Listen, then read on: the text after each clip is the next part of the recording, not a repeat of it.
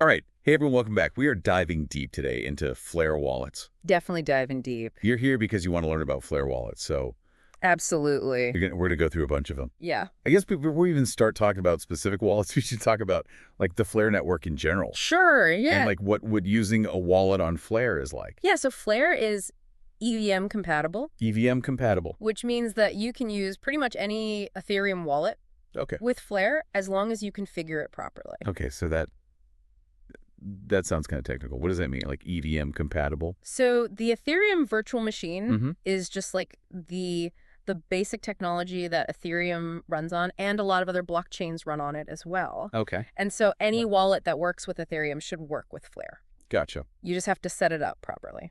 Okay, and so, like, what does that actually look like for someone who is maybe brand new to this and they're like, okay, Yeah. I want to use a Flare wallet. Like, how do they get started? Yeah, so you would download a wallet that works with EVM, Okay. and then you'd have to add the Flare network to it manually.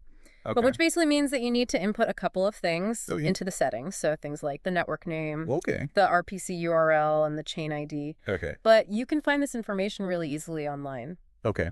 And a lot of wallets actually have like a one-click setup for Flare, so it's pretty easy. Okay. Awesome. Yeah. So let's talk about some specific wallets. Okay, yeah. So we have a list here, and we'll just kind of run down it, I guess. Sure. We have Bifrost, Solidify, and then a bunch of hardware wallets like Ledger, Decent, SafePal, Trezor. Yeah. So let's start with Bifrost. Like, what makes Bifrost stand out?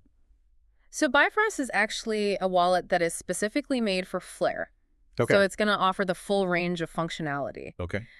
So you can do everything like the basic send and receive FLR tokens, but you can also do things like wrapping, staking, delegating, and even voting. Whoa, hold on, back up. Wrapping, staking, delegating, like, what are all these things? Yeah, so like wrapping is basically allows you to use your FLR tokens on other blockchains. Okay. So it's basically like creating a version of your token that can be used on a different network. Okay.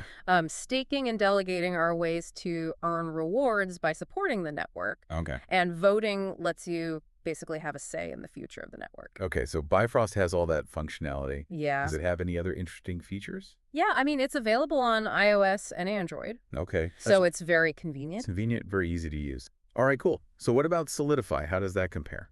Yeah, so Solidify is also a good option. Okay. It offers many of the same features as Bifrost, Okay. so wrapping, staking, delegating, Mm. but it doesn't actually support voting right now. Oh, okay. And it also doesn't have any mobile apps. Gotcha. So Bifrost, more full-featured, more user-friendly. Yeah, Okay. I'd say so. Okay, cool. All right, so let's move on to hardware wallets now. Yeah. So we've got Ledger Decent, SafePal, and Trezor on our list. Yes. And I guess, like, before we dive into the specifics of each of these, maybe we should talk about why someone would want to use a hardware wallet. Yeah, so a hardware wallet is like the most secure way to store your crypto Okay, because it stores your private keys offline. gotcha. So basically, if someone wants to hack into your crypto, they need to have physical access to your device. Oh, okay, so, like, it's literally a physical thing that you're plugging into your computer. Exactly. Okay. Yeah. So are all of these wallets the same in terms of, like, what they offer for Flare? No, so they're not all the same. Okay. Ledger's actually the only one right now that supports all of the Flare functionalities. Okay, cool. So Ledger's like the top dog for Flare. Pretty much, yeah. Cool. And then we also have MetaMask on our list. And I know that's not a hardware wallet, but Yeah. it can be used with hardware wallet. Yeah, so MetaMask is a software wallet, Okay. but you can connect it to a hardware wallet. Okay. So you get the convenience of MetaMask Got it. with the security of the hardware wallet. Very cool. And then last on our list, we have Brave. Yeah. And Brave is a browser. Correct. So does it actually have a Flare wallet built in? No, so Brave is a great browser, Mm-hmm. but you would need to use a separate wallet for your Flare assets.